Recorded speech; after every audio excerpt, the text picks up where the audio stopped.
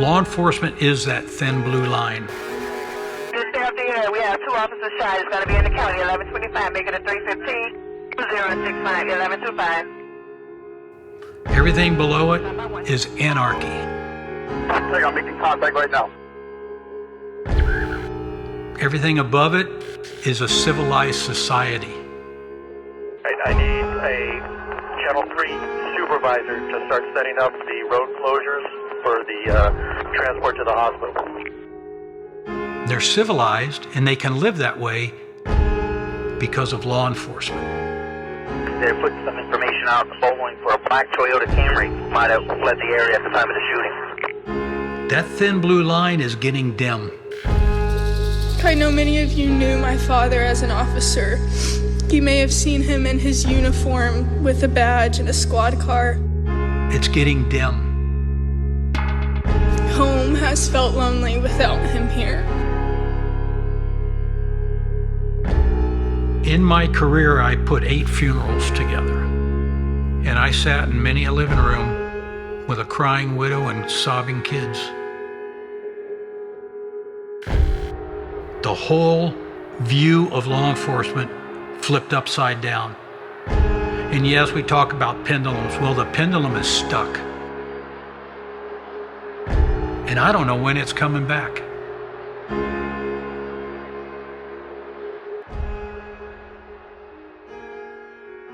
I think so far, you take the ticket for coming from the furthest distance thus far.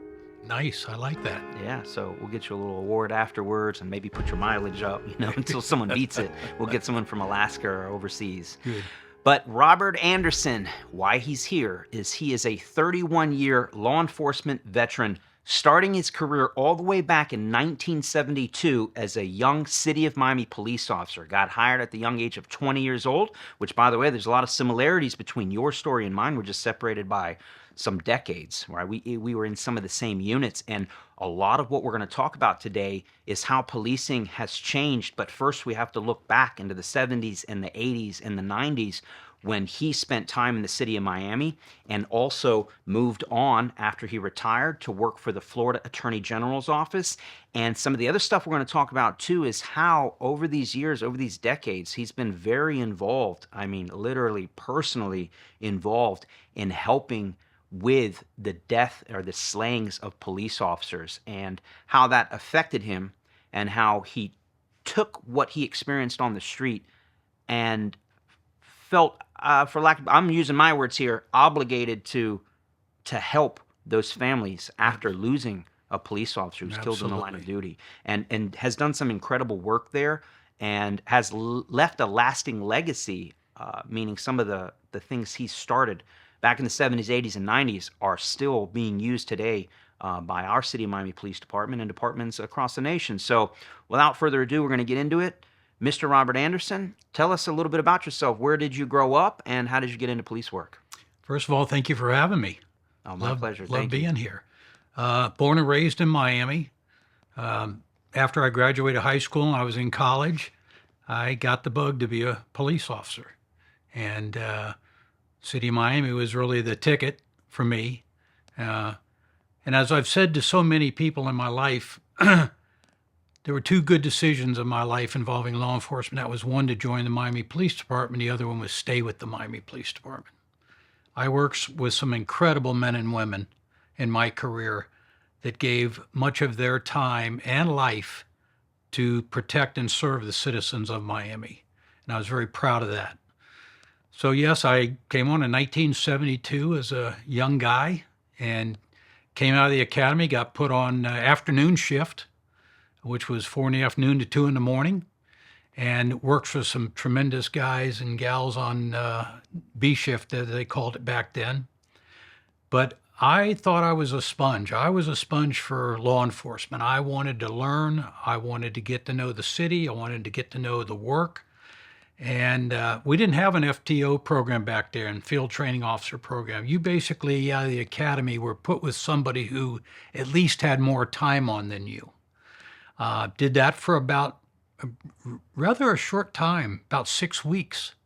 And a zone came opened in one of the sectors in the city, and I went to that sergeant and asked if I could take that opening in that zone. And he rolled the dice, took a chance with me. And I'll always be grateful to him because I took that zone and I ran with it. And again, arrest, monitoring business burglaries at night. And from there, I went to other areas of the city on the afternoon shift. While I was on the afternoon shift, I was riding in the Overtown area of Miami, and I was riding, coincidentally, with a partner who happened to be a classmate of mine from the Miami Police Academy. And one night, it was December 1973, and a call went out that an officer had been shot, and that was Officer Don Borland.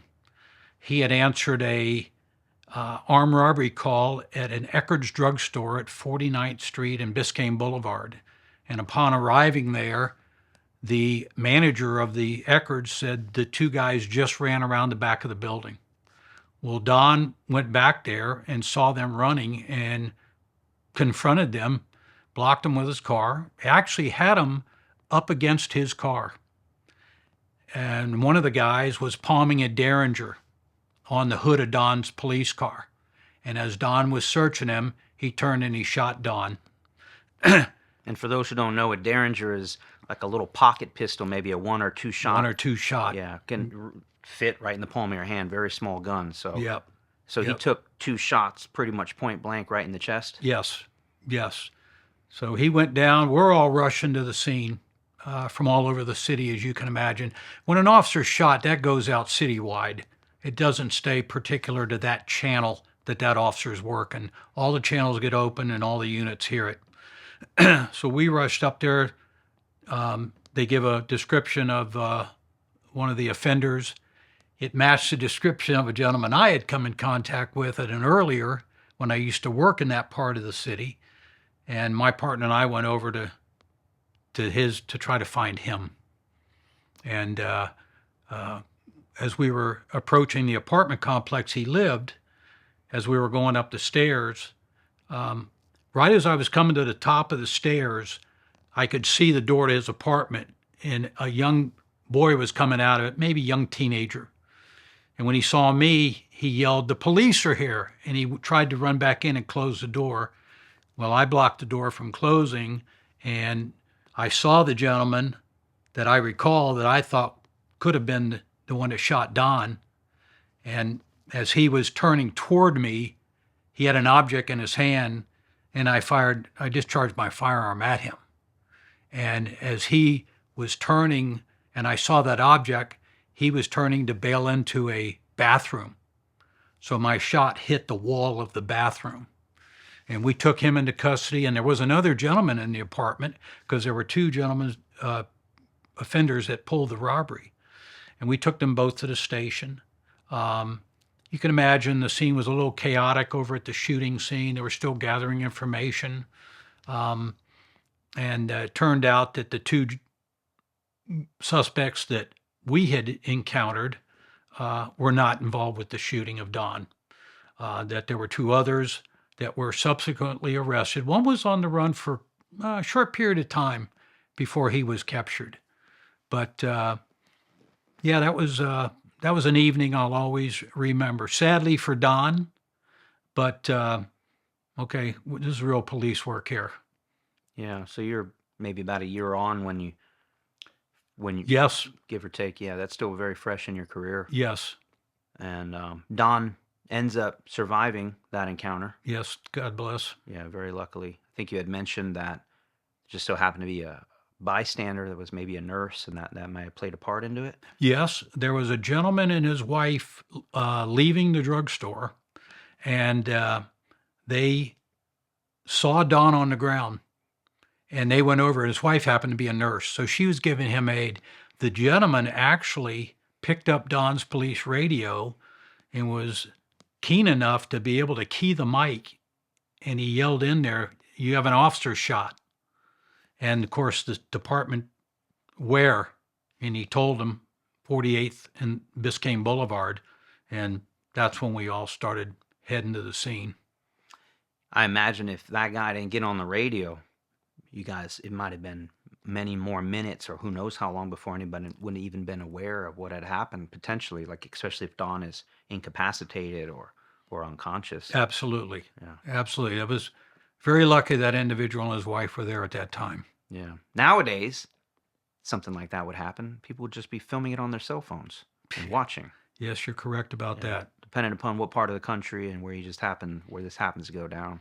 Not to say there aren't great people out there that get involved. You do see those videos sometimes where citizens jump in and help when an officer might be getting overpowered on a traffic stop or a fist fight, or even there's some instances of some gun battles where citizens have jumped in and helped provide some support. Yes. And then, of course, there's those other wild incidents where they're just rooting on the bad guy sometimes and telling the officer what a horrible job he's doing while he's getting his ass kicked by some criminal. So Yeah, I must admit, back in my day, you didn't see that. You did not see that. There's two documents in my personnel file where I was pretty entangled with a gentleman I was trying to arrest, and citizens came to my aid to assist me in getting the suspect in custody and under control. And I wrote them letters of thanks. And yes, it was pretty much unheard of people joining in against a police officer back in my day. If they joined in, it was to help, not to add more injury possibly to the officer. yeah, we see videos now where people will jump in and just try to rip the officer off or help the guy get away or Yes. kick him and stomp him while they're on the ground. It's crazy. Yep. Yeah. So first year in, man, they pretty much threw you to the wolves, like minimal FTO. Well, it wasn't even FTO. And then just out there stirring it up, I guess. And so let's fast track a little bit. What's kind of the next thing? What's the next thing that happens in your career beyond that? Well, I realized I wanted to go on canine. And so I approached a couple of senior canine guys and asked them what my chances were. And both of them said they would really like to have me on the unit. They'd like for me to apply to be on because a class was coming up the very beginning of 1976. There was going to be an academy canine training class. So I did. Again, my first couple of years on the department, I had acquired quite a number of arrests, quite a number of commendations for work I was performing out on the street. So I could show them that I was a go-getter, if you want to use that term. And went through my interview process, got selected to be in canine class number 23, and entered that at the beginning of 1976 into that training. Can you tell us a little bit about the makeup of maybe that class or the canine unit as a whole? I know a lot of our listeners, come from our other channel where we do a lot of dog training and stuff, and I always find it interesting. I mean, you shared with me a photo that I'd like to put up now at this part of the podcast, and in there, I think you're somewhere in the center with your dog, and then what we also notice in there, way off to the left, there's a Rottweiler. Yes. The way many of these shepherds look, you would say they're not really like European working line dogs. And then I don't see any Malinois. No. And it's just very interesting. I always love contrasting those old photos with maybe a modern day class of police canine handlers. Now you definitely won't see a Rottweiler, and you'd be sometimes hard pressed to even find a German Shepherd. It's almost all Malinois. So what was it like back then? Where did we get these dogs from? Well, if I recall, first there was 8 of us in the training class, 5 from the city, 2 from Homestead Police Department, and 1 from Miami Shores.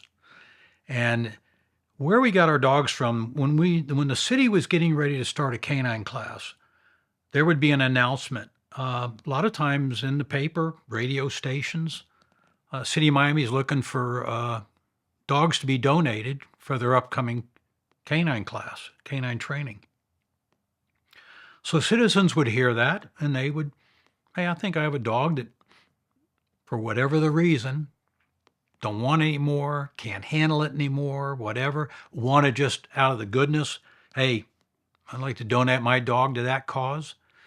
And the city would go out, our handlers would go out, our trainers, and put it through a couple of kind of steps, literally in the backyard of the house.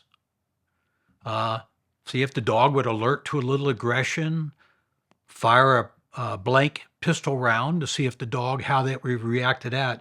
You know, if a dog, when that gun would go off, if a dog would run the other way or really go hide behind something, they weren't going to come out in the future. So that dog would be failed pretty quickly immediate on the scene. But if all those kind of tests they put the dog through passed, then that dog was in a strong consideration. I was very lucky. I was awarded a dog. He was about 97 pounds. He was a big boy. His AKC name was Maximilian of Königsberg, but he got the nickname of Mac, Big Mac, like the McDonald's burger, because of his size. And he was excellent. He was about 2 years old. He already had some obedience training, so the obedience part of the class went very well. And the police side of the class with him went even as well as the obedience did. He picked up on everything. And again, this dog basically was just donated by a family. Donated by a couple down in the Dadeland area of Miami. They lived in an apartment, and he was too big. It's too much dog for him. He was too much dog for an apartment. And this dog, who knows where it came from, but it was AKC registered. Maybe it had some decent genetics. So very cool to hear that. That's how you guys weren't selecting these dogs from importers of people raising these dogs to be police dogs. We're just street dogs, family pets. Some of them were exactly just that, exactly. And to become police working dogs, it's an amazing transition, I'll tell you. Yeah. The transformation from a house pet to a police working dog, unless you are that handler and live it with them, you can't imagine it. It's amazing. Yeah. Now, and because people might ask, I know they will because it caught my eye, there was a female handler in that photo. If you could take a brief minute, tell us about her, and because there's something special to be said there, I'd say. Her name was Mary Stair. She was also in my academy class in the police academy. She became the first female handler in the state of Florida. There you go. At that time. Yeah, that's something there. Very cool. Yep. She had a young dog named Zorro. I think he was just about a year old. Young dog, but she made it through, did well. There you go. Yeah.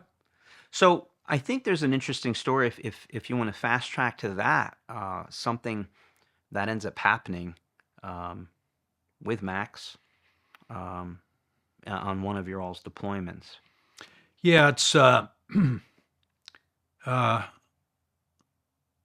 unfortunately, it's a date that has lived with me for all these years. And that is August 1st, 1976. It was a Sunday. And it was the day the tall ships were touring different ports around the eastern coast of America to celebrate the bicentennial of the country. And the tall ships are like cruise The ships? tall ships are the English-type ships that were sailing back in 1776. And there were replicas of them coming into the ports. Well, that day they were coming into the port of Miami. And back then we had our radio, and it only had 4 channels. You had a working channel for the northern, central, and southern part of the city. So you had 3 working channels, and channel 4 was your car-to-car channel. You could talk to each other, or you ran your criminal checks on that channel. Well, they shut that channel down that day, channel 4, because the tall ships, that was taking up all the resources with off-duty policemen, on-duty policemen. Well, there were 2 of us working that day on K9. And we get notified that the county has had a robbery and they're asking for our assistance. Now, the county back then only had 2 dogs, and they were both out at the Miami International Airport. They were bomb-sniffing dogs primarily. Only 2 dogs? Only 2 dogs. For the whole county? And again, they were at the airport, and they were primarily bomb-sniffing dogs. So anyway, we didn't know who was getting called from what other agencies. We knew we were asked to respond. And it was a church that had been robbed at Northwest 167th Street and 67th Avenue. So we were downtown area. We both met at the motor pool. We gassed up our vehicles. We started heading up. And on our way there, because it's a good drive to get up there from downtown Miami all the way up to what I just described. Probably a good 7-8 miles, maybe even close to 9. And it was pouring down rain. Well, maybe about 5 minutes before we arrived there, the rain had stopped, the sun had come out, and what they did is they had found the getaway car about 6 blocks away from the church by a wooded area. And that's where we met the county. So they needed our assistance in searching these woods for these suspects. But again, now it's hot. These woods, it's like a rainforest now. It's steamy. And so I want to recap for the folks who aren't from South Florida. August, nasty rain shower that just stopped in the middle of the day, and now the sun is just blaring down. Hot. Humidity is 100%, like you described it well. It is a rainforest. It is unbelievably hot, but okay. So we get on the scene, and one of the county dogs was there from the airport, and 2 City of Hialeah Police Department canines. So we each took a section that we were going to start to search, and I didn't see the Hialeah guys again because they kind of went to another end of the wooded area. Felix Eads was with me from the city, and he chose an area. I remember to my left, and the county dog was off to my right. But we had pretty good swaths of this wooded area. So it's not like we really saw each other anymore after we went in. And it was thick. It was hot. I was trying to find openings. Mac was working his tail off, no pun intended. He was a beast. He loved to work. He was pulling. He was tugging. I'd bring him back out. We'd try to go through another area.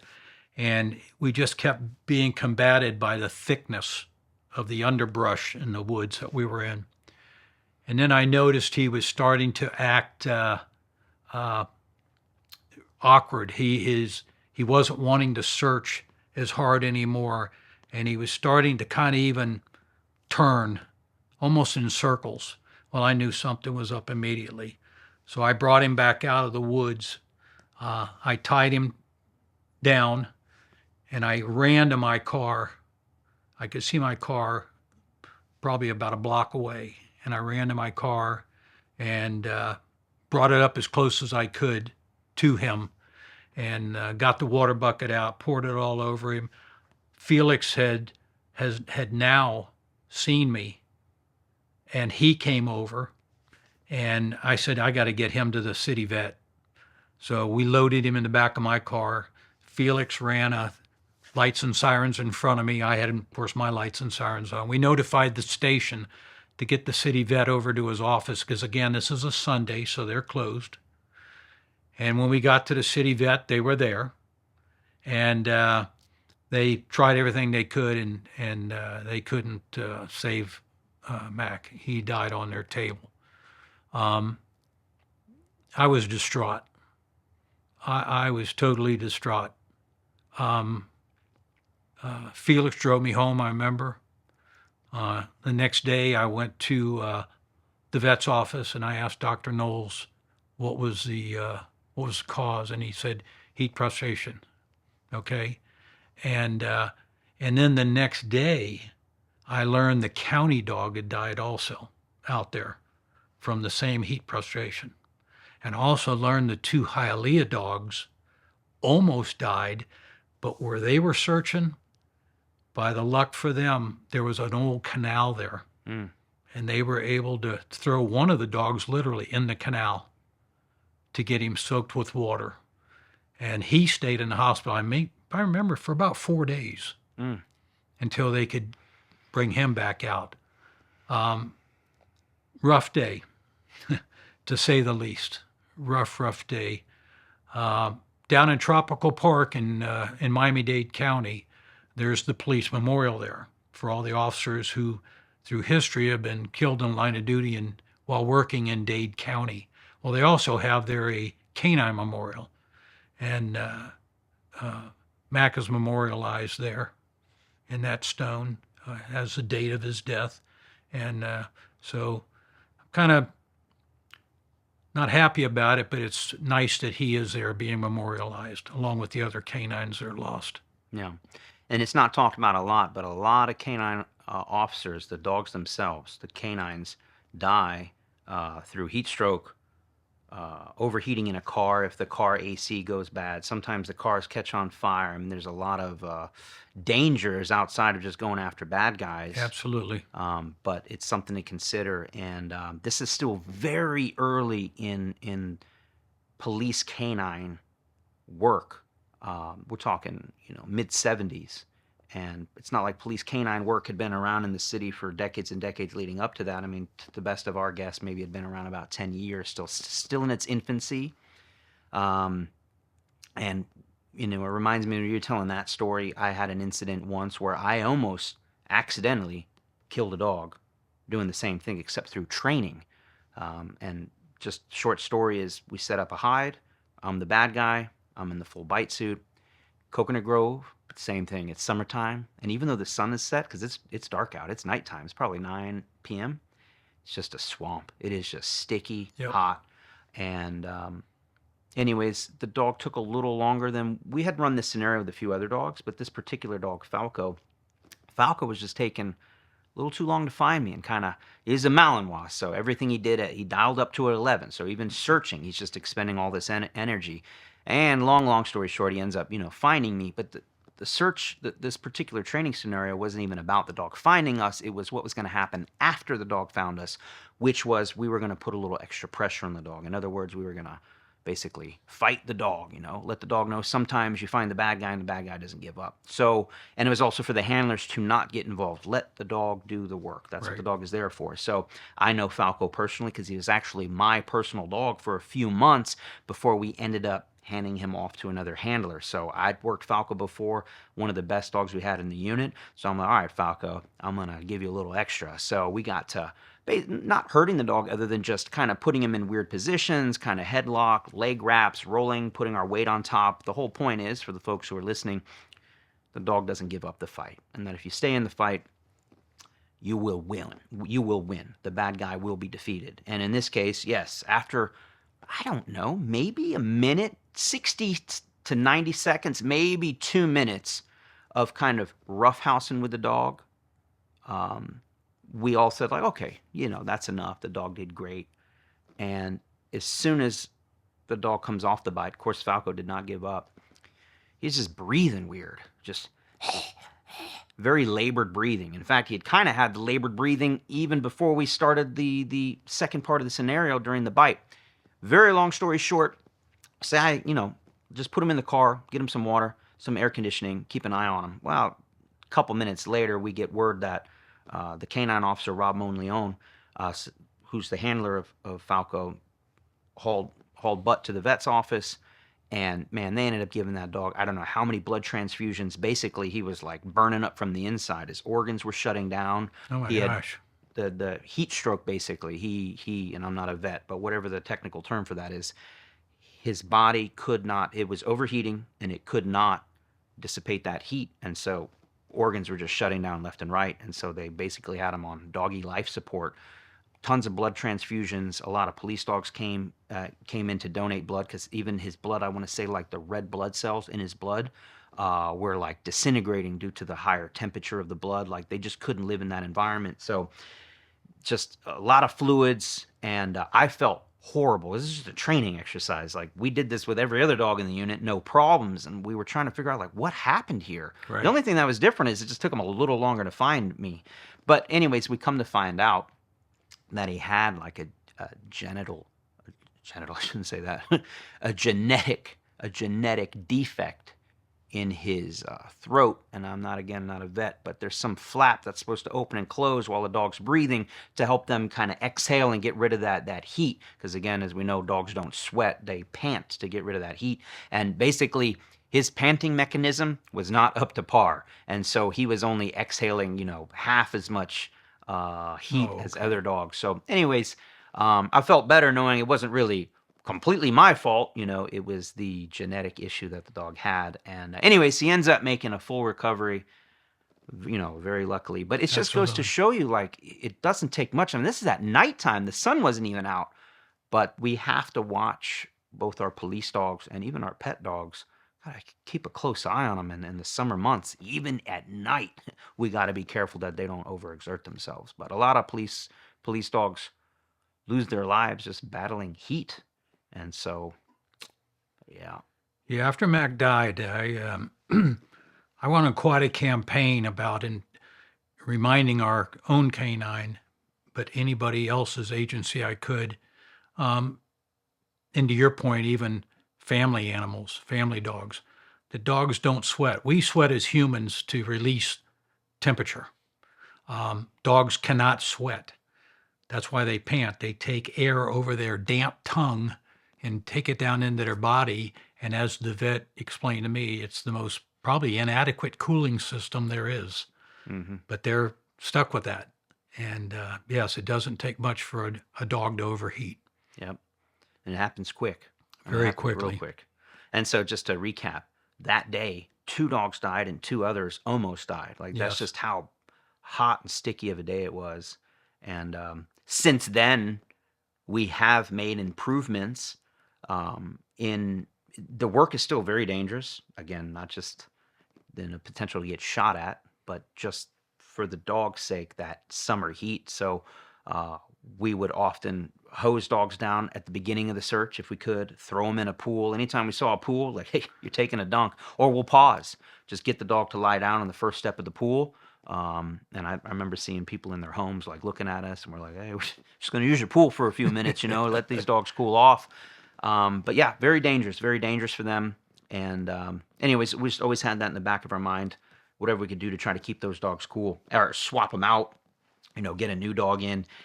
There's plenty of times in the middle of summer, like, usually you could get through a block. Sometimes these dogs would gas out halfway through, and you just, hey, can I get another dog to take over? My dog's got to cool off. Right. Yeah, so just always something to keep in the back of our mind. Very much so. Yeah, so let's move on from canine. Where did you go to next? Well, from canine, I went back to patrol, and I went to day shift. Had a great partner. We were put in the southern part of the city, and a lot of people think of day shift. Okay, you're answering calls for service. Businesses have a theft, somebody's problem with their maybe their cars got stolen out of their driveway or something. Well, that was not the two of us. We were always up in robbery or burglary. Who you looking at? Who you want to watch? Who should we be arresting down there? And so we were doing a heck of a job. And all of a sudden I get a call from the Strategic Information Unit, otherwise known as SIU at the city of Miami. And they had an opening and they wanted to know if I'd be interested. So I went up and met with the supervisors, and it was pretty much a natural fit. It was a good fit. So they took me on up to that unit, took me off the street, put me in plain clothes. And I started off immediately working organized crime. And another part of I was in SIU, as I said, but next door to us was Vice and Narcotics. And you're talking 1978, leading into 79, 80. Narcotics are beyond running rampant in Miami. So Vice and Narcotics just had nonstop every day. They were into something. So whenever they needed assistance, well, we were just a wall between us. We would go over and assist them on their cases. And we were lucky. There was a big case that had been broken open by the Dade County State Attorney's Office investigators, 2 investigators. The lead investigator for the State Attorney's Office had been contacted by a Florida tax revenue enforcement officer about some untaxed cigarettes. And I don't mean a pack of cigarettes, 600,000 cartons of untaxed cigarettes. And he needed the lead investigator for the state attorney's assistance. So he made him a bogus rap sheet, and the two of them went and met a gentleman who would later become known as, in the criminal world, as the Video Canary. And this gentleman was probably one of the biggest, if not the biggest at the time, crime broker in South Florida. And they went into his office, and they caught him trying to broker these 600,000 cartons of untaxed cigarettes. And they, okay, you're under arrest. Well, he didn't want to go back to jail because he had been to jail before. And he became an informant immediately. And so bring everyone up to speed. You set up an undercover type of operation, taking an officer, having him pose as basically being either a corrupt officer. A corrupt cop, yep. Yeah, that was going to maybe facilitate him helping to distribute these non-tax cigarettes, something to that effect, which is it's not like the crime of the century, but it probably had a pretty hefty penalty behind it. And so you're able to use this as an inroads to, for lack of a better word, catch this big fish on a technicality, and enough to say, hey, we got you on something now, so you can either take the ride, whatever the sentence looked like or the fines, or you can work for us. Yes, because once he realized that he was going to have to broker a deal, he told them what he could do for them.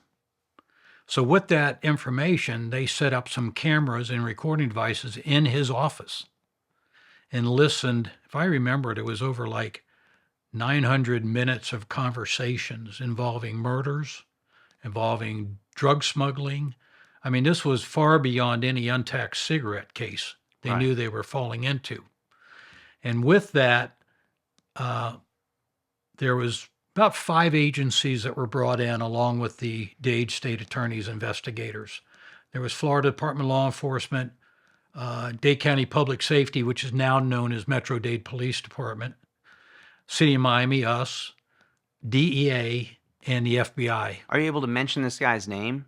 I mean, I'm picturing kind of like a Don Corleone type. I mean, I don't know what was he white? Was he Hispanic? The Video Canary. The Video Canary. His name was Ron Broswell. He was a black gentleman, big guy. He even liked to boast fictitiously, because he didn't, that he played for the Baltimore Colts. A little football with them when he actually didn't. But yes, he was the crime boss of South Dade. He could make anything happen. And he was almost like the conduit. And with the information, there was now wiretaps being started. And I'm kind of proud to say that out of those 5 or 6 agencies I just listed, the City of Miami, we were the largest. We had 20 officers involved in that case with the Dade State Attorney's Office. And we monitored wiretaps. We surveilled secret meetings. We tailed vehicles. And this went on for about 3+ months, solid, every day. And all kind of hours, as you can imagine, when you're on a wiretap. Mm-hmm. And the result of that was 120 defendants all the way from Miami to Massachusetts along the eastern seaboard of the country. Some murders got solved. There were planes being flown in.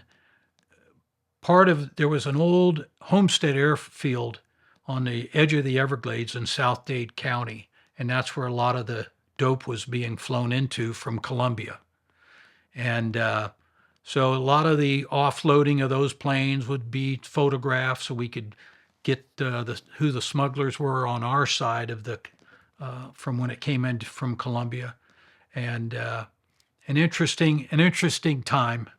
Very. I remember once going out to an airstrip in South Dade.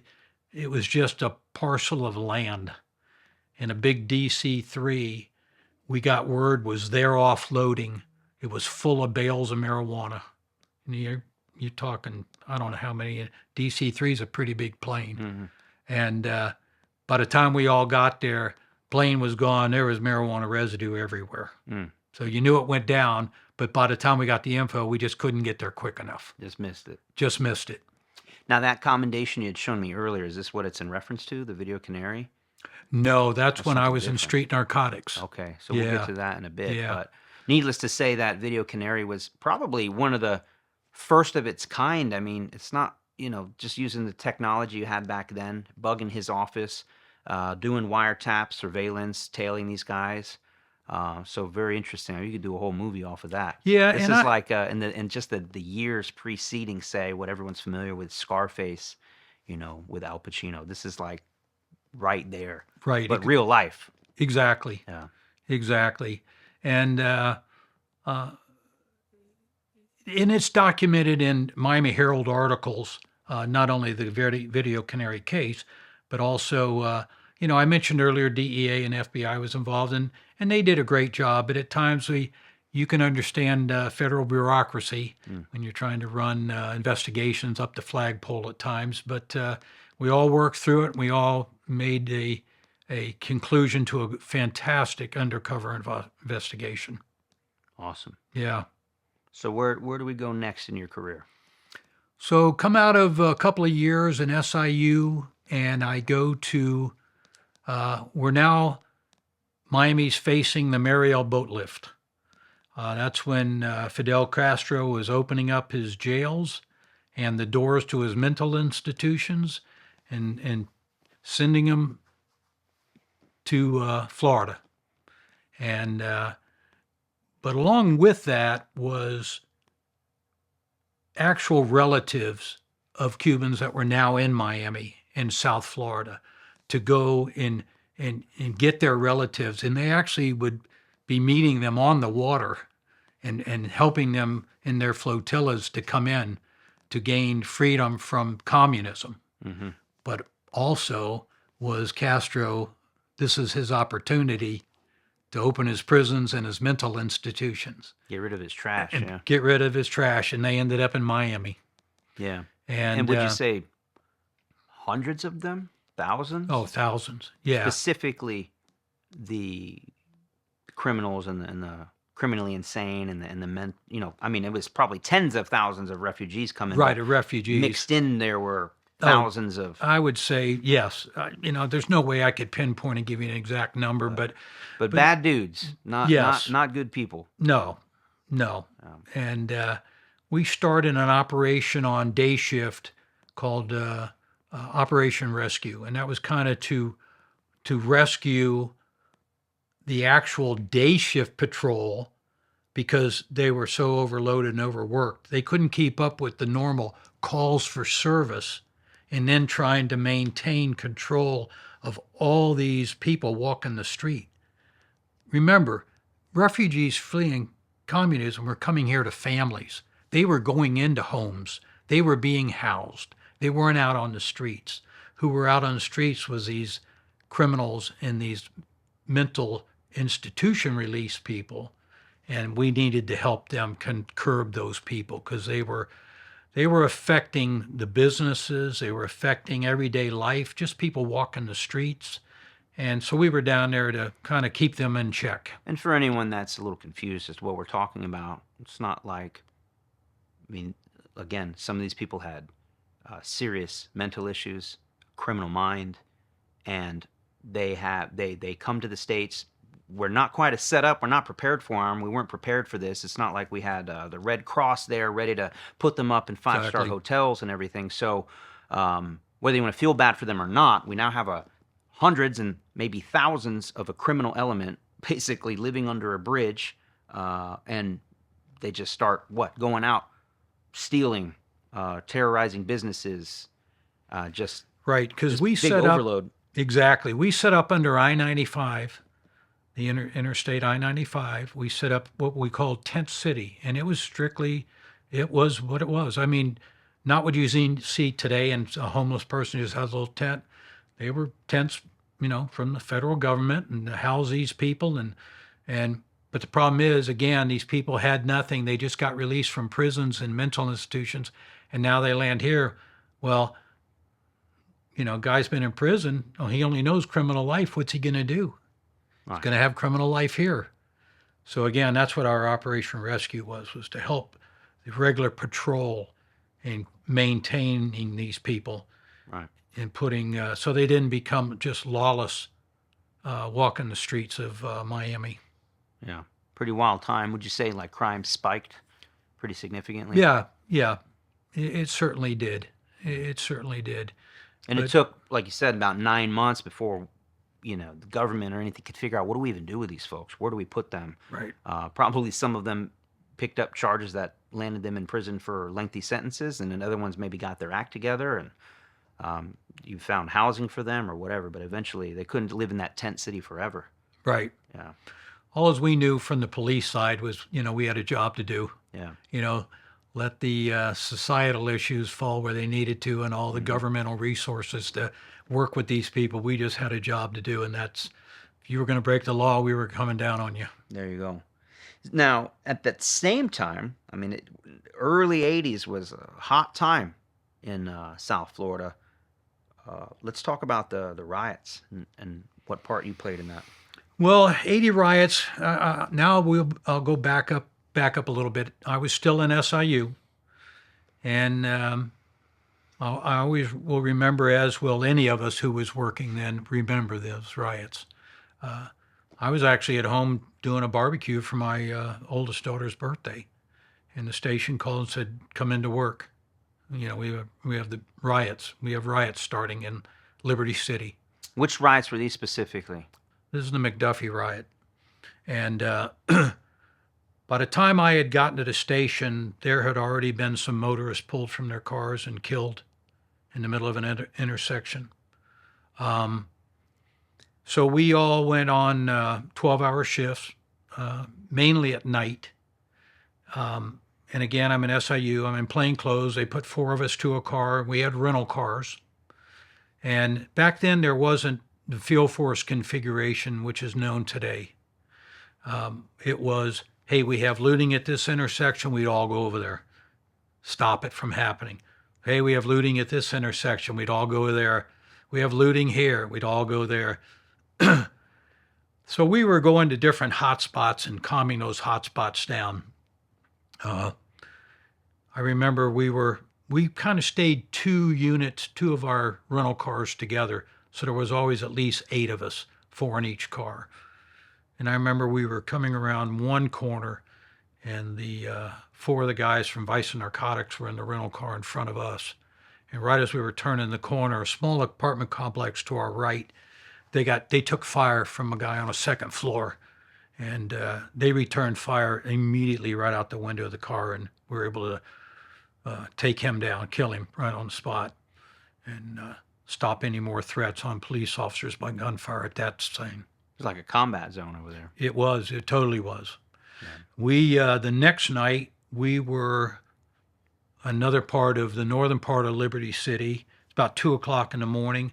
It was fairly quiet. We were stopped at a intersection, and the car I was in, we took gunfire, and do you think they knew you were police officers at that time, or they were just pandemonium? Well, I assume, and at the time we all assumed they figured we were police officers because there was nobody out.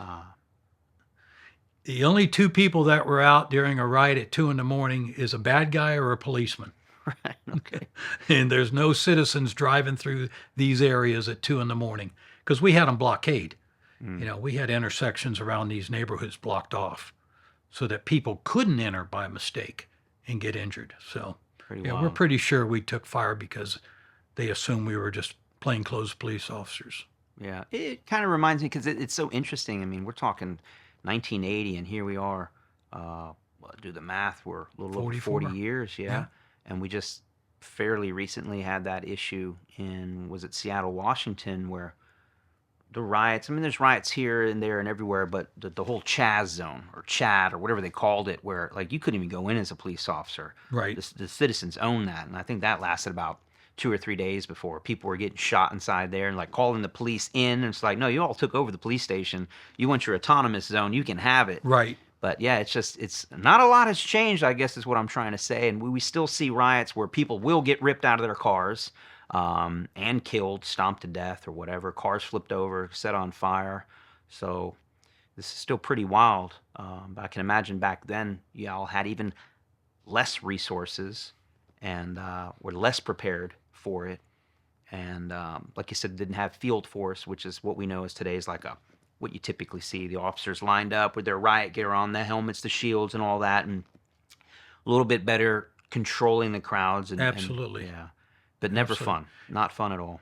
Right. And responding to riot situations with field force is a lot more uniform. It's safer. It's not safe. Safer. Safer. Yeah.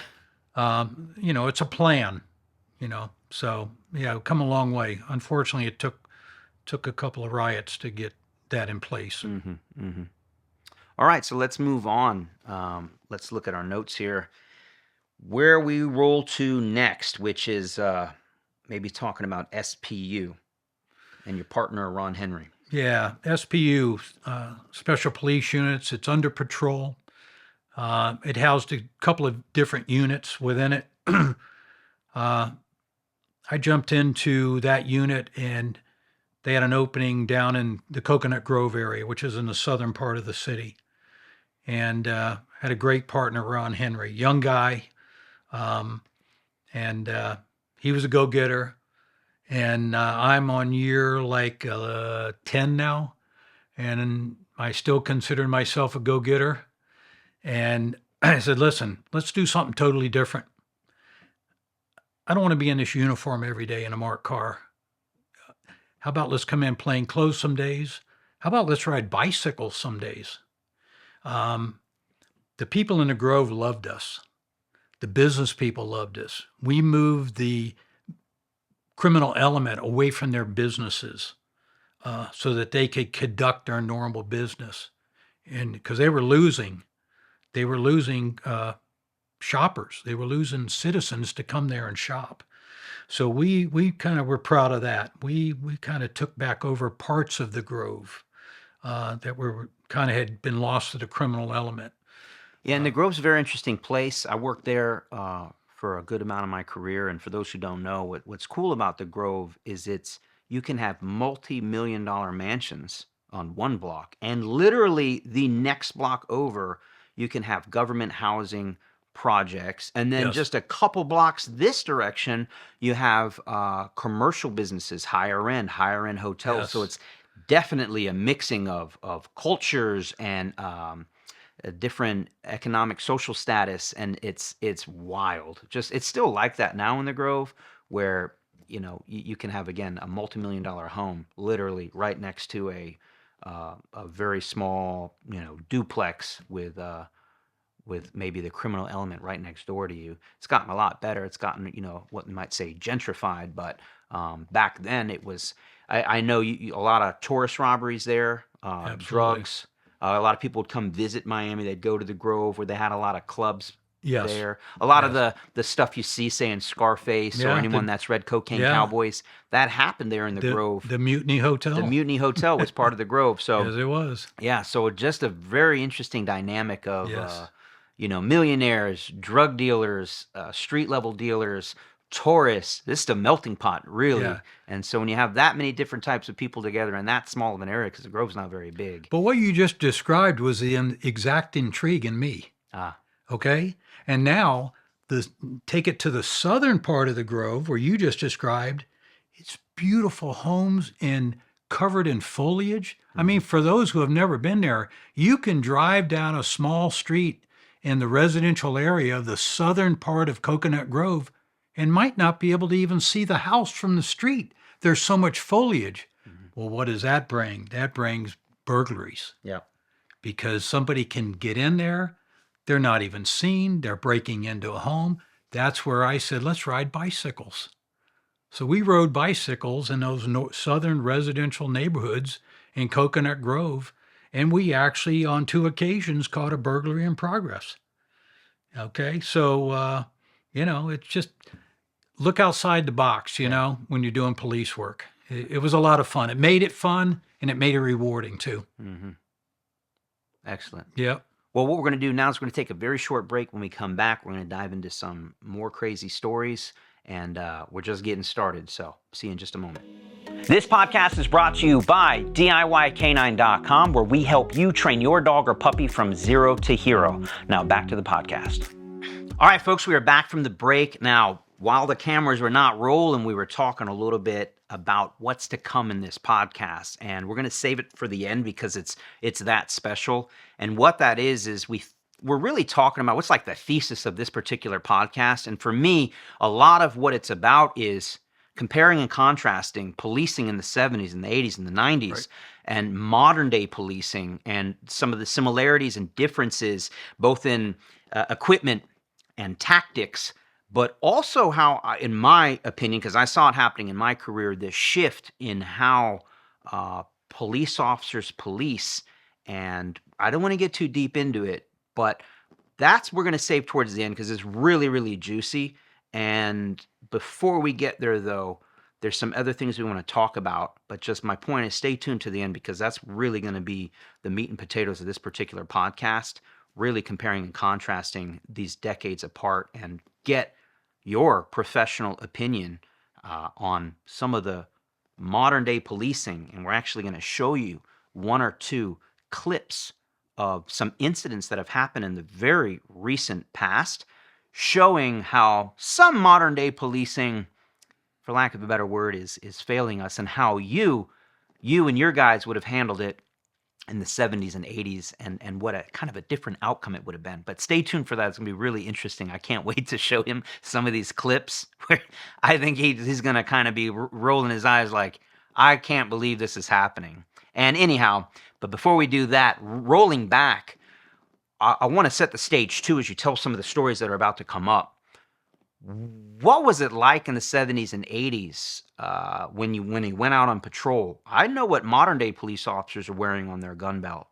We're talking about pepper spray, tasers, really high-powered flashlights, high capacity magazine Glocks and SIGs that can carry 17 plus 1 plus 2 or 3 extra mags with another 17 plus rounds. We're talking, 50 to 60 rounds on their person.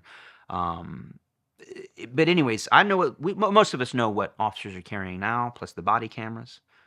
What did you have in the 70s and 80s? Well, definitely in the 70s, we had a 6-shot Smith & Wesson revolver, 4-inch barrel, and we had 2 speed loaders with 6 rounds each. So we had a total of 12 rounds on us. We had 18, right? 6 on the gun. I'm sorry. Yes. And an extra 12. Right. Yeah, 18 rounds doesn't last very long in a gunfight. No, not at all. Nowadays we have, roughly speaking, depending upon which model you're wearing, you might have 18 rounds ready to go on your initial draw. Exactly. Yeah. And exactly. So 6 shots, speed loader. And nothing speedy about it. Nothing speedy about it. 2 speed loaders. We had handcuffs. We had a case for our radio, our handheld radio, and you had a ring for your baton, nightstick, and that was your gun belt. That was it. That was it. That was it. Yep. So, and a lot of times, and I've heard, and maybe you would agree or disagree, a lot of times you didn't carry the nightstick around. It's big and clunky, so you might get out of the car, walk up to, let's say, the scene of a domestic, and it's really you, your radio, handcuffs, and a gun. And so when we talk about less lethal, that was your hands. And there wasn't MMA back then. I'm sure the training back then, not that training now is great. There's a lot to be desired there in terms of hand-to-hand combat or whatever. We spend a lot more time learning how to deploy a taser than we do, being able to use our hands. Plus, we're also very restricted in what we can do with our hands. But that was it. That was it. You maybe had a nightstick, but if you didn't, it was maybe your flashlight. That's one more thing to mention. Yeah, they taught us judo in the academy, but to be quite honest with you, to be proficient with something like that, you had to stay with it. Yeah. And just to have it partial of the academy. Nobody ever got proficient with it. You didn't feel comfortable with judo in getting that close to a person anyway. And now you're engaging with wrestling with them and trying to get the leverage so you can do the throw, the proper throw and all. You know, what I'll tell you, once we went on the street, it was like, we had a gentleman in the academy. He was a sergeant with the Miami Police Department. He was there teaching us one day. And he says, hey, listen, you get paid to come to work and do a job. You don't get paid to go home all beat up. So whatever it takes, if you get in a fight, whatever it takes, you use it, you know. And So you can make it home in one piece. and make it home one piece. So at night, carried a flashlight with you all the time. Just made sense. And sometimes, you know, all Not a hell- little streamlight, not a little no. 4-inch We're talking streamlight. mag lights, you know, with at least 4 cell batteries in them, you know, maybe about that long. And if all hell broke loose, hey, that flashlight became your nightstick. I'm sorry, you weren't gonna get the short end of the deal. You needed to be able to protect yourself and make sure this individual is going to end up in jail. Right. And a lot of times that's what would happen. Because there's still some other stuff. Like, you just reminded me of one. So you're using a mag light. There was no ASP. There was no retractable ASP or baton. No, that came later. Yeah, much later. Much later. What about bulletproof vests? We did not have any vests. I remember purchasing a vest on my own. And back in the 70s, they came in the color white, and they were real thick. You could put a plate in them, but they were already real thick, both front and back. Just had a strap, Velcro strap on each side. Weren't conforming at all. Were very heavy, were very hot. Probably pretty expensive. And to be honest with you, you'd be active in them for about a week wearing them, and then you didn't wear them anymore. They were too bulky. They were too restrictive. What year do you remember those even becoming an option? Where you could buy one on your own? Yeah. Maybe 73, maybe 74. Okay. So interesting. Prior to that, it was like, Yeah. you had nothing. Yep. And You didn't have AR-15s. no. SWAT was... SWAT was kind of in the infancy. You could check out a shotgun from the Property Bureau, but I learned real quick, you get out with a shotgun, if it turns into a foot chase, now you got this anchor you're running around with, you know. And so I only checked out a shotgun a couple times in my career. It wasn't worth it. Yeah. Because again, if I got in a foot chase, I didn't want to be lugging that thing around with me.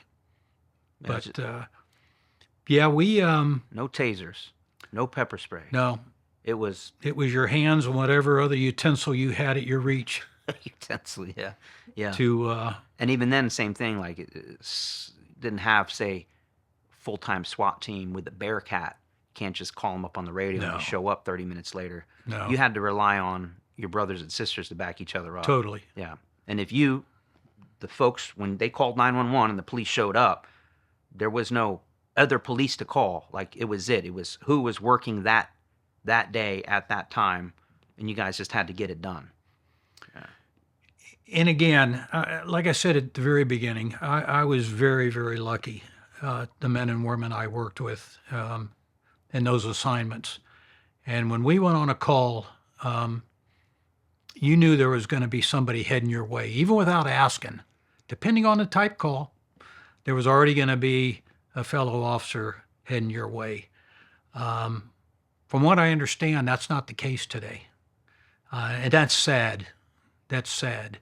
I mean, we could literally I could be writing a report in someone's living room, and I'd be listening to my radio. I knew where my zone cars on each side of me, what they were being dispatched to. And I knew if the zone car to my north or south of me was pulling over a vehicle, I was listening to that while taking your information to fill out this report. And I knew where the stop was taking place. so that if he started calling for help, I already knew which way I was heading. I didn't have to have the station tell me.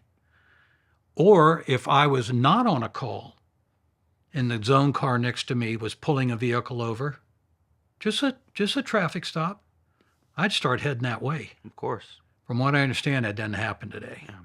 And that's sad. Yep, very sad. That is really, really sad. So going back to the vest conversation and the lack of them, like they weren't being supplied by the police department. You had to go out and buy one on your own. And even if you bought it on your own, it was expensive, it was bulky, it was heavy, it was hot. It's just something that a lot of officers didn't have. That segues us into a pretty interesting story, I should say a very sad story. Go ahead and tell us about it. Well, it's another date that'll always stick with me. My life is September 2nd, 1981. It was a Wednesday. And that's the day Officer Nathaniel Broom was murdered. And he was riding the Overtown area on day shift. It was in the morning. And he pulls over a vehicle heading the wrong way on a one-way street. And the guy driving the vehicle pulls into a apartment complex. Now we're talking about Overtown, Miami, black area. This guy's white. They're usually in that area buying dope. And this guy meaning the suspect? The suspect is white. Nathaniel was a young black officer. I think he was 23. Hadn't been on the department very long at all. I mean, I think he had just finished the FTO program. And the guy bails and runs. Well, Nathaniel bails and runs after him. And he's advising, and then he's not advising anymore. So the station's trying to raise him. He's not answering the radio. Well, I'm coming out of the station, and this is all happening about 4 blocks north of the station. So I'm heading that way, as are other units, because we have an officer now that can't be found. He's not on his radio anymore. He won't answer his radio. And we get up there, and if I remember, it was Sergeant George Misla who saw Nathaniel lying down behind an old closed market, like a small building. And so I hopped the fence, and Richie Bohan was with me from homicide, and Nathaniel's down. We started immediate mouth-to-mouth resuscitation on him, and rescue's on the way, because now we found him. We say we have an officer down, and we're trying CPR. We're trying mouth-to-mouth on Nathaniel, and it's pretty bloody.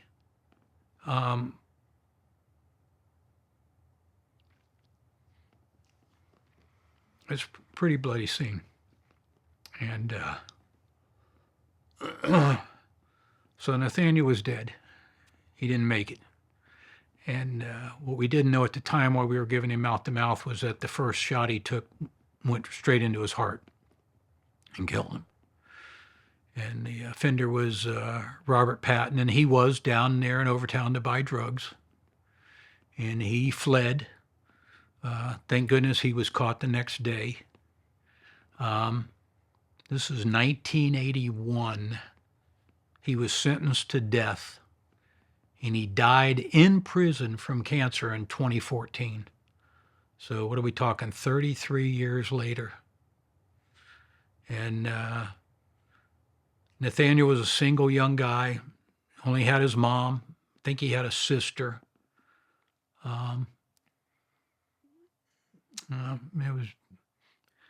But Nathaniel had a vest, but he had it in his locker. And that's nor here nor there, to be honest with you. But yeah, we lost a good young officer that day. That'll always be a sad point in my life, that day in that career. I think it goes without saying that that's obviously, for anyone who even just listening to that, be a considerable turning point in your career, because I think one of the things that happens after that, and after, you know, all the other shootings and incidents you've been on where officers are getting shot at, getting shot, getting killed in the line of duty, you started to realize, well, how are we taking care of these officers posthumously? I don't know if I said that correctly, but after they die, how are we taking care of their families and their children? Not a lot was really properly set up to even just bury these officers properly. So do you want to talk a little bit about that? How things changed there? Yeah, when Nathaniel was killed, I was asked to be a pallbearer because of my involvement with trying to save him, and I was glad to be a pallbearer. And I kind of left that day, and I other than being sad, I really didn't think much about it, I'll be honest with you. Now, fast forward a number of years, and we have an officer, Victor Estefan, that gets killed in line of duty on a traffic stop. And, of course, massive funeral, massive attendance at Vic's funeral. But I noticed something. It was kind of the friends helping the family and doing this, and, oh, did so-and-so put the funeral in? But there was no concerted plan with the funeral. So I went to the chief, and I said, when we lose an officer, I recommend we need somebody that's going to be the appointed person by the police department to be able to work with that family in whatever their needs might be. For that officer, that person, to get with the Department of Justice in Washington, the state of Florida, for any and all benefits that are going to come from those resources to that officer's family. And I said to the chief, whether it's sworn or non-sworn, we need that person. And it was Chief Dixon at the time, and he said, I'd like you to take that over. So he said, I want it to be called the Department Benefits Officer. And he put that hat on me, as with the other hats I was wearing. I was glad to wear that hat. So I did all my research and put everything together with Department of Justice, state of Florida, even our own city. Because when you lose an officer in a line of duty, there's benefits that each one of those three entities and governmental entities have for the families, from mainly financial. So and then I put a funeral plan together that when we have an officer killed in line of duty, the funeral should have these components. All the way down to a rescue squad should be in there. A tow truck should be in there. So if one of the police vehicles breaks down in the procession, it can get towed out of the way quickly. We put everything in place from the flyovers, from the 21-gun salute, from the bugle playing taps. So honor that police officer correctly. And so in my career, I put 8 funerals together. Okay. Very sad to do it, but glad to do it at the same time, because I knew I was doing it for that officer's honor and for the family he or she left behind. And I also started it in the middle of that, a trust fund called the Educational Trust Fund for Children of Slain Police Officers. And for 3 years in a row in a big hotel in downtown Miami, I had a gala event. And we raised money at those 3 galas for those 3 years. And it was a significant amount of money back in the 1980s. And then I get contacted by the director of Public Safety Department, Fred Taylor. And Fred had heard what I was doing with the trust fund. And so we had a meeting. And in that meeting were 2 sergeants from Metro-Dade, and that was Sergeant Pam Stevens and Sergeant Ed Stack. And the 4 of us sat there, and the 4 of us formed what is now known as POAT, Police Officers Assistance Trust. So we were the 4 founding members of that trust. And that trust is just bigger than ever today. I mean, millions of dollars have been handed out to officers working in the Dade County area, whether you're federal, state, county, city. If you work in Dade County, you can get benefits from POAT. So needless to say, that's something I am tremendously proud of. And you should be. I literally just got an email from POAT last week. One of my, how a lot of us get involved in POAT is the rides they do twice a year, attracting thousands of both police officers and civilians that come and do these beneficial rides, raise money. And you talked to us a little bit about what POAT does for these families. We established POAT to be able to assist a police officer and his or her family in a time of need that maybe wasn't covered by the agency they work for. Okay? Hey, guy gets injured off duty at home in a freak accident or something. Maybe he doesn't have the sick time built up, banked up, and he needs time, We're going to assist him pay his bills till he can get back on his feet. Same thing with if they have a family member that has a need. Now, it all has to be screened. You fill out an application, you fill out a request form, it gets screened. There were times funds were denied, and rightfully so, because they didn't fit under the format of POAT. But that was very few. Most of the time, it was always within our purview, within our policies we had written. And, just from what I understand today, there's just been millions upon millions of dollars over the years that have been issued out to help officers and their families. That's wonderful. Yeah, I'm pretty proud. And, for anyone that might have this misconstrued, if a police officer gets killed in the line of duty, it's not like overnight or at all. That the family is, to the best of everyone's ability, taken care of, but it's not like, they are missing probably the main breadwinner of that family. Oftentimes, the father figure or whoever it is, male or female, it doesn't really matter, but that is a huge loss. It's indescribable. You cannot put words to the kind of loss. And it's not like, it was just a sad day. No, these children grow up without a father, without a mother for the rest of their life. Yes, their mother or father was a hero, but hearing how they were a hero, that doesn't tuck you in at night. No, that doesn't help you doesn't. Become, raised through all those trials and tribulations that children go through, going through school or being bullied or, getting their first job. Who's there to teach them how to drive a car? Who's there to take them to their first job or whatever? That's all gone. That's not there. So I'm sure there is still a lot to be desired when it comes to when an officer is killed in the line of duty, how the family is taken care of. It's not like they're going to get millions of dollars. It's just not how it goes. These types of funds do help get their children through college, pay for their tuition.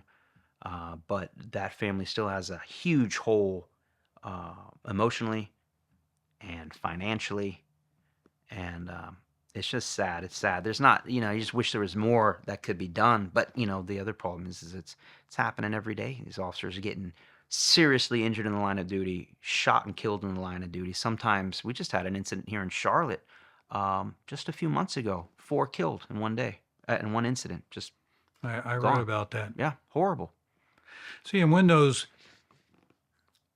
each and every one of those 8 funerals I told you that I put together, those are very sad days. And when the funeral's over, everybody goes back to whatever they're doing. Yeah. I used to go then I had already been involved with the families. Well, now it didn't stop there at the funeral. Now I was really engaged with each and every one of those families. And some of them had small children. And I sat in many a living room with a crying widow and sobbing kids and trying to help them get through and get them to the resources they needed emotionally, psychologically, okay? I told him, listen, I'm going to take care of all the forms you need to file for what funds will come your way from the Department of Justice, the state of Florida, the city of Miami. I'm also going to get you in touch. We're going to get you whatever you need. If you need it, I would offer that to them. I wouldn't tell them they had to do anything. Yeah. It was there for you. I can make it happen. Just let me know. And of course, all of them usually did want some type of assistance to help them get through a day, because every day it was a new day, and it wasn't any less. The hurt wasn't any less. Yeah. So yeah. And you talk about benefits. 1946, the first black policeman in history of my city, my police department was killed. Officer Millage. And he was killed by a 17-year-old who fled, was on the run for probably 40 years. Was subsequently back in, I think, 1989, arrested up in New York, where he had been living his life. And sad part of this story is that a deal was cut. He was extradited finally after 19 months in New York jail, because our detectives went up there and arrested him, our city Miami detectives. He spent 19 months on jail fighting extradition. When he was finally extradited back to Miami, a deal had been cut, and basically the deal was time served. The 19 months he spent in jail waiting to be extradited was his time. That's wild. So he went free. But 1946, Officer Millage, black police officer, no benefits. So his wife, they had a funeral, but his wife buried him and couldn't even afford a marker on the grave. A couple of years later, late 1940s, she has him exhumed and takes him to where he is from, and that is Denmark, South Carolina, and the county of Bamberg, South Carolina. And she buries him again with no marker. I learn of this. Now we're into the early 1990s. And along with a partner of mine, Martin Garcia, we get authorization from the city to travel to Denmark, small town, South Carolina. And we find the grave in a rural grave site, and it is all overgrown. We said, listen, now we found him. We've located where he's at. We went back to Miami, told him we needed to go back on another trip. We needed to literally get weed eaters, mow all around his grave site. We need to take paint. So we took a second trip up there. Now we have a marker. Now we have a bronze marker. Martin and I go back. We take a weed eater with us. We're in a rental car. We go to a Lowe's home improvement store and buy paint and paint brushes. We completely clear around his grave. We paint his grave site. We place the bronze marker. We go to a local hotel. We shower and change into Class A uniforms. And we have the Denmark Police Department, very small city. I think we had 2 other officers come, and we did an honors police funeral at his gravesite for him. So from no benefits to now in the 80s and 90s, there's all these kind of benefits. But another thing I'm pretty proud of, that we were able to go up and honor him, an officer that was killed back in 1946. Yeah, that's special. I mean, it's sad it wasn't taken care of when it happened, but Correct. It didn't brush that one under the rug. Once you were made aware of it, did the best you could to, Yep. salvage that situation, make the best of it, and that's And very honorable. since POAT and our own Miami Police Benevolent Association, or Miami PBA, have paid for an actual tombstone. That went back up even later. That went back up even later. Put a nice. So I now saw there the is photo. a nice tombstone there. Yeah, to honor him. Yes. Yeah, Yeah. because he served and he sacrificed for the city of Miami. Absolutely. Yeah. And so a lot has changed over these decades, you know. There's still room for a lot more change, that's for sure. But, you know, that's wonderful. Folks, taking a quick break to remind you, if you're not already subscribed, go ahead and hit that subscribe, turn on the notifications, and go ahead and share this with anyone and everyone you know who you think might be interested in a podcast like this. Also, to make you aware, this podcast is available on all the other major platforms, so be sure to check us out there. Now, without further ado, let's get back to the podcast.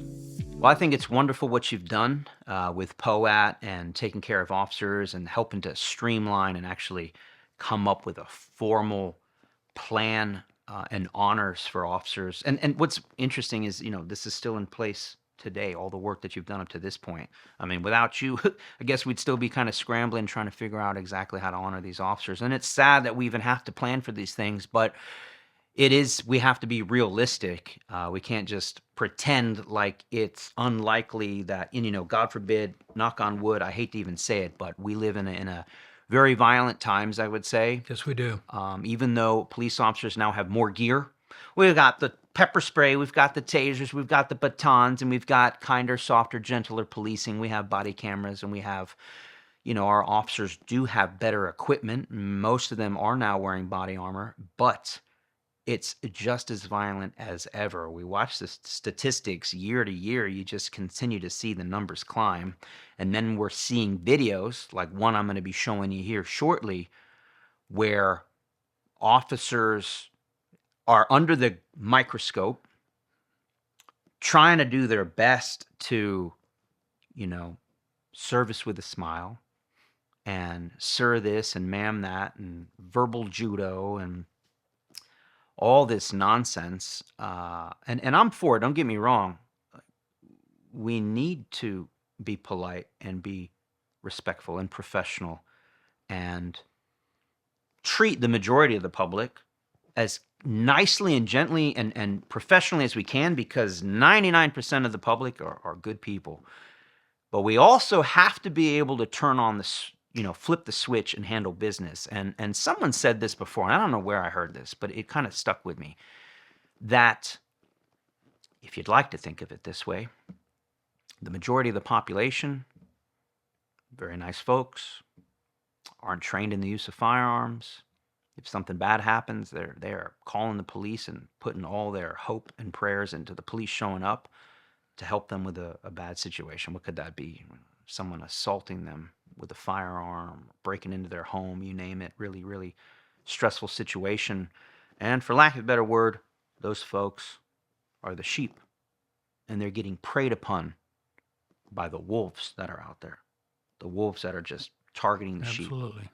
And the only thing that stands between them is the sheepdog. But what's interesting is, you know, I'm a dog person, you know, but the way this was presented to me was, the only way the sheepdog can keep the wolves at bay is because the sheepdog actually has the same genetics as the wolf, right? And in real life, most dogs have 99.9% the same genetics as the wolf. So the only way a sheepdog can protect the flock is it has the wolf in it. It's just using those powers for good to protect the flock.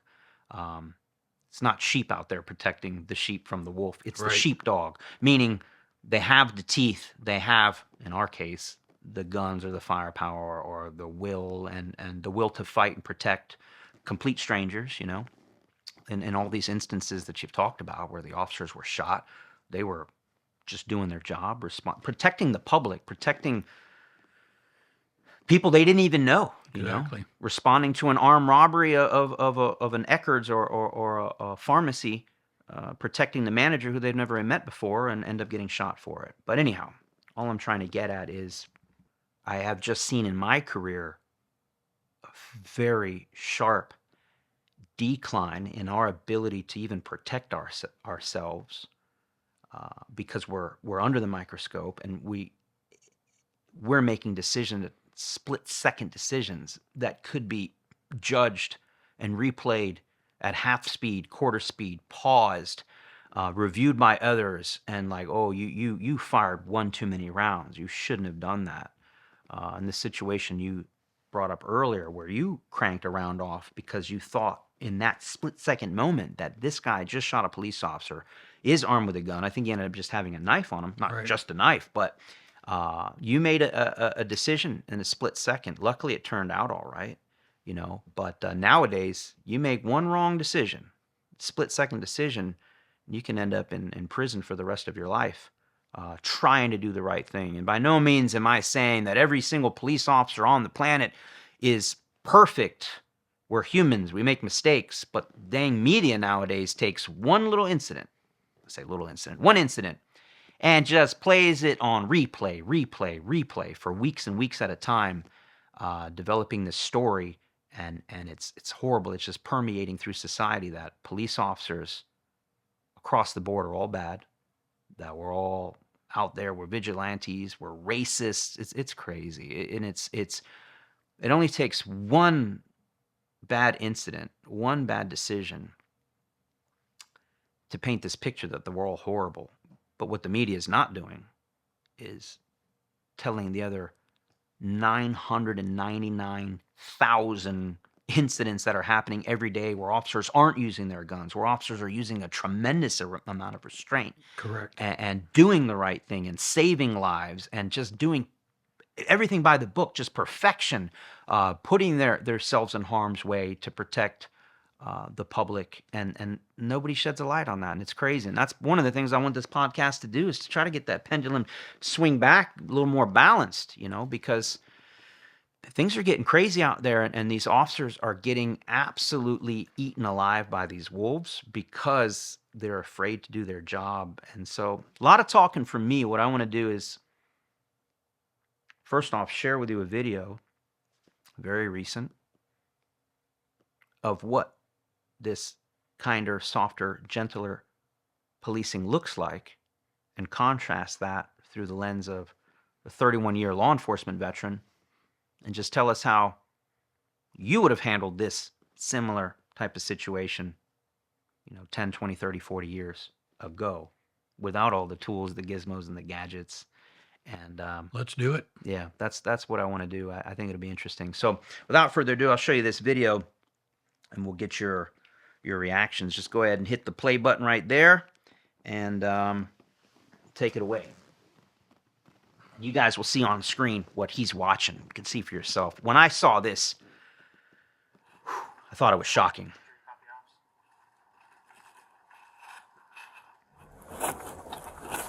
40 Bravo, you can still in service.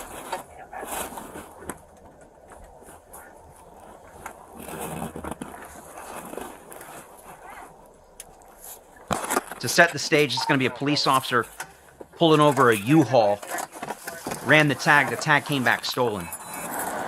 Hey, sir. Can I do something? Driving a U-Haul?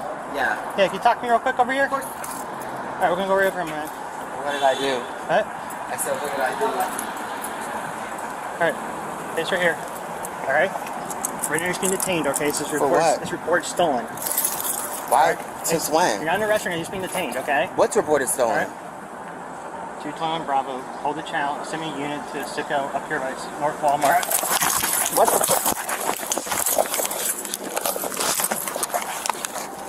Sir, you're good. Get off my gun. Signal one, go to my gun!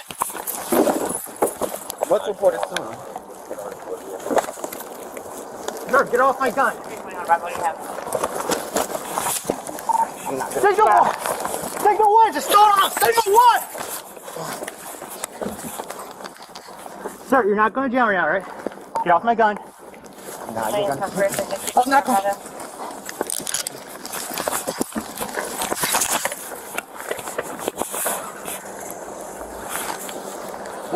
Attention all units, we're going to call this Signal 1, no response, 221 Bravo. Look. Get off my gun! Get off my gun!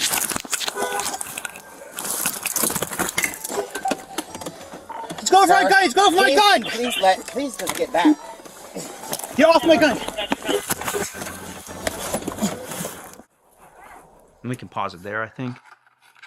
Wow. What stands out to you?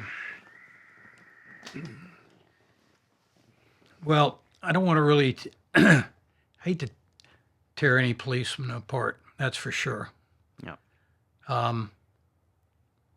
His whole approach to that arrest, which he said was just detaining. You're not under arrest. You're just being detained because the tag's stolen on the U-Haul. He gave his whole body up to this guy.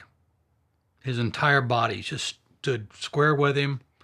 Even gave his gun side to the guy. You never give your gun side to anybody that you've just told, I'm going to take your freedom and liberties away for a couple of minutes by handcuffing you.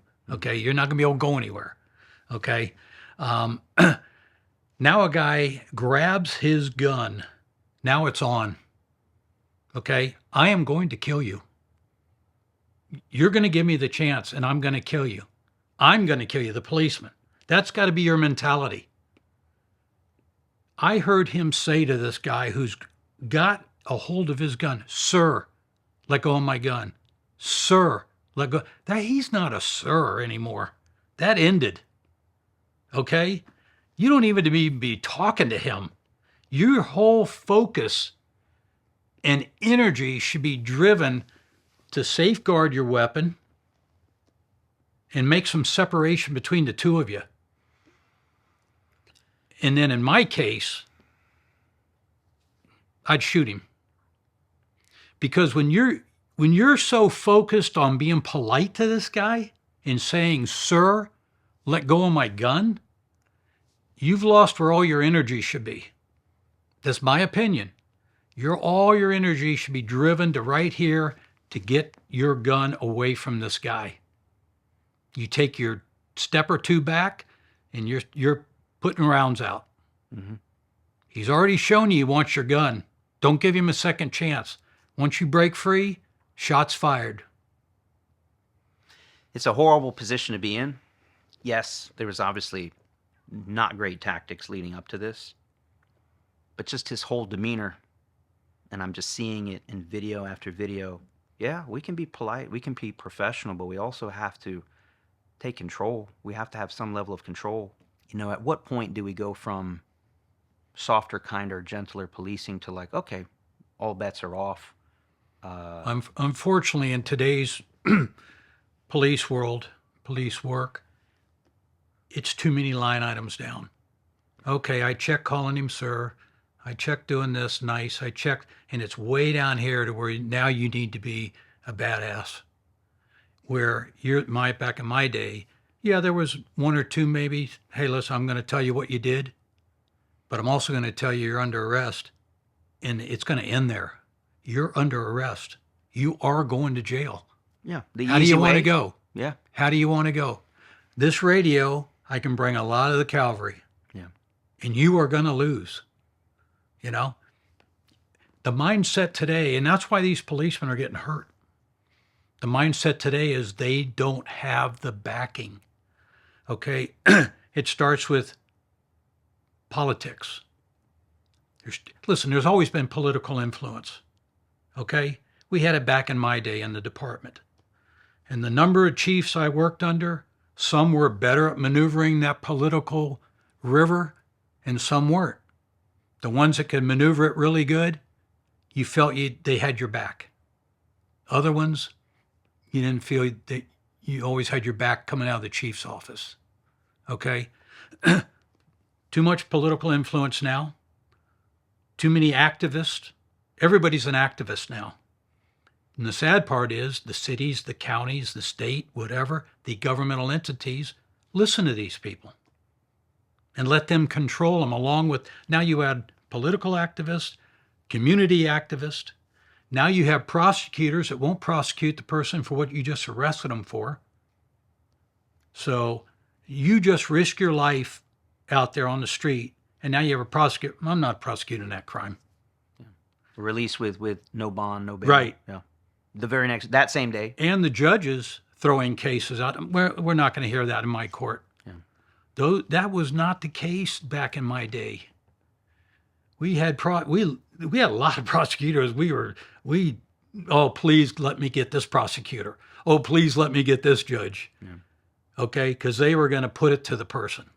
Person was going to pay for the crime they did. And I think I told you earlier, when we were talking this morning. I see that thin blue line, and here's how I see it. Law enforcement is that thin blue line. Everything below it is anarchy. Everything above it is a civilized society. They're civilized, and they can live that way because of law enforcement. That thin blue line is getting dim. It's getting dim. And society thinks that, oh, this is the way we need. Listen, this all happened after, in my opinion, after Floyd, May of 2020. The whole view of law enforcement flipped upside down. And yes, we talk about pendulums. Well, the pendulum is stuck. We're in the middle. No, it is stuck. And I don't know when it's coming back. I don't know when it's coming back. And the proof of that is all these videos you can see on YouTube or on social media format of some type of policemen getting abused verbally, physically, over nothing because these people can do it. Back in my day, if you drove by an intersection and there's a group of guys and you told them to leave and they effed you off a million times and, believe me, they were going to jail. They were going to jail. You can't do that today. So now they can realize they can verbally abuse police officers. And so anyone doesn't get this misconstrued, we're not talking about fine, upstanding citizens, No. Not at all. Being polite on a corner. We're talking about a criminal element, gang members, drug dealers. Absolutely. 2 a.m, posted up, many times with firearms on them or nearby, stuffed in the bushes. They're only there for one reason. They're there to do a criminal act. And even if you can't quite put, you're like, I know they're up to something. I know them by name, by voice, by face. I should say, like, we know what you're up to. Exactly. We don't need you on this corner right now. And it used to be just simply you'd pull up, they'd see you. There was some level of respect there. Might not have liked each other, but it was understood. This not happening on my watch. You guys go find something else to do. There won't be any crime tonight while I'm out here.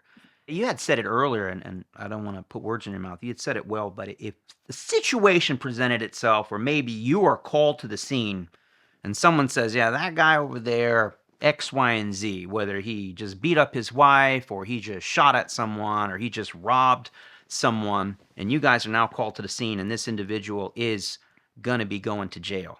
He's going to get handcuffs on. What would happen if he put up a level of resistance, spit in your face, told you to go F your mother, and it was going to be a fight? If all that you just described, it would be the arrest is on. And however they wanted to go to jail, it was their choice now. And if it's something that I could handle one-on-one, I took care of business. If I had to ask for another unit to come by, we did that. If I had to scream for help, which I did a couple of times in my career, I think any policeman that's worked some high crime areas probably has done that a couple of times in his career, his or her career. Then you did that. Yeah. And you got the troops coming. But you didn't walk away. Never walked away. Never, ever walked away. You didn't back down. We have no duty to retreat, and I'm seeing a ton of that in videos now. I didn't put that badge on every day and go to work to back down from a criminal. I put that badge on and went to work every day to protect and serve the citizens of Miami. And if there's a criminal element there or a person who's committed a crime, they're going to jail. Yeah. And now what ends up happening, and I saw this in my career, and this is what is not talked about anywhere. I don't want to talk about it here. When this amount of reform comes, when they start putting body cams on us, when they're scrutinizing your every move, everything that comes out of your mouth, when you do have proactive police officers, what we would tend to do, what I used to do, is we would clear our calls, right? Handle all the calls that are holding, disturbance call, a traffic crash, wrap them up as quickly as we could, provide the best service possible so we could clear the screen. And now that we don't have to respond to kind of these more mundane calls, we could go out there and actually hunt for the bad guy. Now, that's going to upset some people. So you mean hunt for the bad guy? Meaning we're going to go out there and we're going to go to the where we know these armed robbers are, where we know these dopers are serving dope, and try to start running tags, try to basically catch them before the crime actually happens. Meaning they are riding around in a stolen car. They have firearms on them, blah, blah, blah. So not doing anything illegal by any means, but actually go out there and proactively find these bad guys. The problem is when you do that, you just double, quadruple your risk. You 10x your risk because you don't have to go out there and be proactive. I can just sit here literally under a tree and watch freaking Netflix, play on social media, and wait for the next call to come. It doesn't behoove officers anymore to go out there and try to find the wolf, because you're just setting yourself up for very serious, anything could happen. You don't know how a traffic stop's going to play out. And so that's what I found is some of the best officers I worked with stopped being proactive because it wasn't worth the risk. The point is, towards the end of my career, I would go to these diversity classes. And I get it to a point. I really do get it to a point. But police officers don't see things as white, black, Hispanic. I mean, I was a minority, and even in our own department. I was a white male officer, and the majority of the department is Hispanic or black. No problem. But these were my brothers, right? And so, not that I feel like I need to justify that by any means, but this is to my point. We're in these diversity classes, and I'm like usually the only white officer in a room of about 40 officers. So they would often zero in on me, and I didn't hide my opinions. But they would talk about these types of incidents and bring in, community activists and all that. And I'm open ears. I'm totally open to hearing it. But I said, I just want to let you know, when you guys come down on us like this, it makes the community less safe. And I'll just give you one reason why. And I've never said this before, but it's the truth. As you know, Overtown, predominantly African-American community, one of the more dangerous communities in the city of Miami, lots of gun violence, lots of drugs and narcotics. And it just so happens to be literally blocks away from the police station, as you talked about. Nathaniel Broom, a black police officer, was shot and killed 4 blocks or so away from the police station in Overtown. I chased people on the same streets he was chasing people on. And so when we would get calls, let's say into Wynwood, the most direct way to Wynwood was right up 3rd Avenue, right through the heart of Overtown. But when we have these incidents with Michael Brown, George Floyd, I'm like, well, I could drive through Overtown, and it's hard to drive through Overtown and not see a crime happening, right? You'd have to drive like this because they're selling drugs on every corner, basically. Every corner. So what am I supposed to do as a white police officer driving through there? And this is going to be construed to be super racist and all that. All I can do is tell you the truth. To avoid the problem, to avoid ever getting myself in a situation, I would drive around.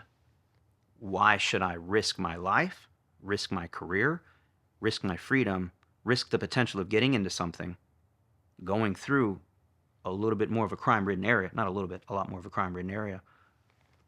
I can make the same amount of money and just drive a few blocks this way and up and avoid the problem altogether. And I said that openly in the diversity class, and an amazing retired officer who's running the program was appreciative of me being candid. And I said, just to let you know, that's what's happening, is now you have great police officers, proactive police officers, going out of their way to avoid getting into things because the risk is too great now. Not so much the risk of getting shot. It's not that. No, That's always been there. Now it's this much higher risk of you could lose your job. You could be blasted all over media. You could go to jail if you just stop the wrong person and you don't do everything just perfectly. You're going to be judged, and you're not getting paid extra for that. When I went to work in my day, you never thought, that never entered your mindset. You were excited to get the job, to get to work. You were excited to get out into the field, to whatever zone or sector you were assigned to. We all had them. Some were just, I'll take this zone over here, nice, quiet. Then you had a lot of others, and I was pretty proud to say I was one of these guys. I wanted the hot areas, okay? And even if I was assigned to an area that wasn't so-called hot, I still, I went after it. Yep. Because there's something everywhere. Different, maybe amount, different type, but there's something everywhere. And it's there if you want to find it, and you go after it. But I never went to work saying, oh my God, do you see the latest? We didn't have social media back then, but never went to work going, oh my God, if I get in the slightest bit of a jam tonight, I'm like, nope. Yep. If work had to be done, and listen, too many use of force reports where you had to fill out, I had to use this much force, and they'd frown on you for that. Well, then come ride with me. Come out and ride with me. My sergeant's fine. My sergeant understands what we're doing out here. Yeah. The team of us. We got badasses up in this area.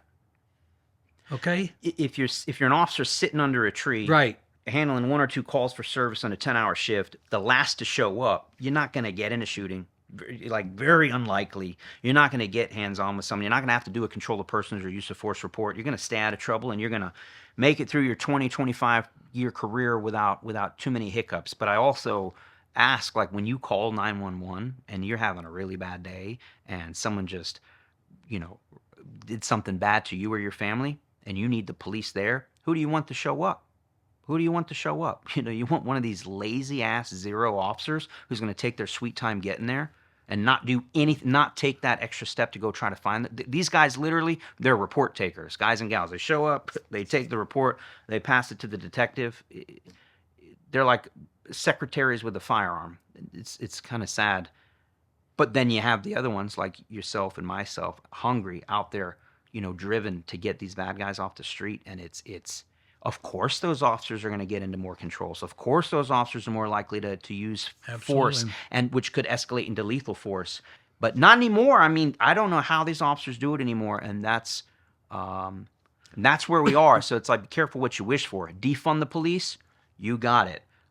Diversity training, you got it. You're going to have officers, we already see it, very hands-off, very lots of.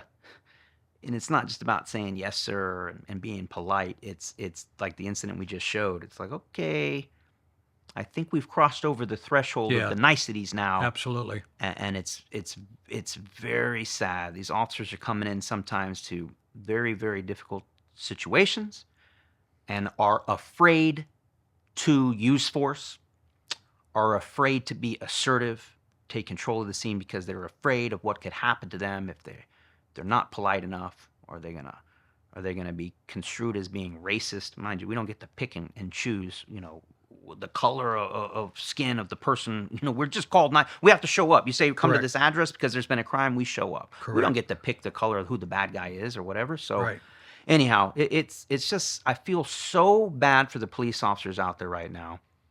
My son's a deputy sheriff, as you know, in Florida, and he's been in the profession, I don't know, he's probably getting close to 20 years. And I'm so proud of him for a lot of reasons, but proud of him for being a law enforcement officer. But I can't wait for him to be done. I can't wait for him to be done. Because I don't know if I don't see any turn in the immediate horizon to going back where law enforcement has the support it deserves. We here in this country lose an officer every 58 hours. Every 58 hours. That's not even 2.5 days. Less than every 2.5 days we lose an officer in this country. That's sad. That's terrible. How can that be? How can any society just, they chose that profession? Yeah. No, that's you don't say that. Yeah. It's just terrible. It's very sad. It's like very sad. At best, a blip. Yeah. If it's even mentioned in media, they won't mention it when an officer's gunned down. Very rarely. And if they do, it's, this happened. On to the next. But God forbid a police officer does something wrong, forget about it. You'll hear about it for weeks and weeks and weeks. And again, I'm not saying we should sweep that under the rug either. Yeah, if an officer does something wrong, yeah, let's talk about it. Let's address it. Let's fix it. Let's move on. And by the way, why don't you highlight the thousands of amazing things these officers did today? How many lives did they save today? How many bad guys did they put in jail? Lord, I don't know when or if it's ever going to swing back, but I think there's another way to, you tell me, what would you say, someone comes up to you, a mother or a father, and they said, hey, my son, my daughter, they just turned 18, 19, 20. They'd really like to be they know you were a police officer for 31 years. Do you have any words of advice? They're thinking about going into the police academy. What do you say to those parents or that young adult? That's a tough one because I don't want to burst any young person's dream or maybe their goal. But I would ask that person who approached me, let me talk to your son or daughter, because I would at least like them to go in with their eyes wide open. I'd like to explain to them where we are, where policing is in the world today. Not that I'm an expert at it, but like I said, lived it, still observe it, have my son in the profession. They need to go in with their eyes wide open. They need to understand just what they're getting into. And, a lot of it, too, depends on the municipality or the county that they might want to go to work for. Look at the kind of support their officers are getting. Or not getting. Because if they're not getting it, you go look at another agency. Yeah. Because this one here is already proven they're not supporting their men and women. That's right. So it would be my advice. Yeah. Tough times we live in. Yep. And still loved every minute of every day I did, though. Yeah. I know that sounds corny, but I did. Yeah. I still, to this day, when I see an officer with a traffic stop, I still slow down, go by. I look and make sure, it's just in case. Absolutely. I don't know what I could do, but I might be able to do something. Yeah. At least you're looking, at least you're thinking, and you That's would, right. you would do something. Your instincts would kick in. Whatever it is you could do, you would do. But no, nowadays people just take their cell phone out and watch the officer get beat up and shot. I do hope the pendulum swings back. It kind of has to, because it can't keep going that other direction, or we're gonna have anarchy. Like you said, that thin blue line, I think it's beyond just dim. I think it's gone out in a few places, and there's holes in that line, and people are feeling the effects of that. Scenes across this country after that Floyd incident was something I never thought I'd see in my lifetime. Yeah. Where the police went the other way and were told by their politicians, the mayor would tell the police chief, you tell your men and women to stand down as our city's being burnt down. Thought I would never see that in my lifetime. Yeah. Crazy. Well, hate to end on a bad note, but... No, it's good stuff. It's good stuff. We need to bring it out to light. We need to keep people understanding that law enforcement's there, but they got, as I said to you earlier, the men and women that wear the handcuffs are being handcuffed. Yeah. You're 100% correct.